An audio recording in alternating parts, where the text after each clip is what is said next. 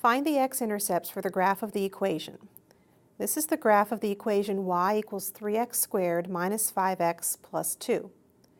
The x-intercepts occur where the graph crosses the x-axis, and at those points y is 0. So we put 0 in for y and solve for x.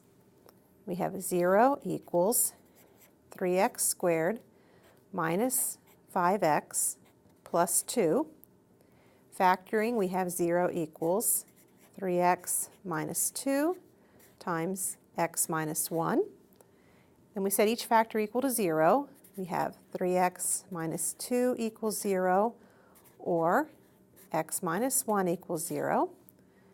Solving for x here, adding 2 to both sides, we have 3x equals 2. Dividing both sides by 3, we have x equals 2/3.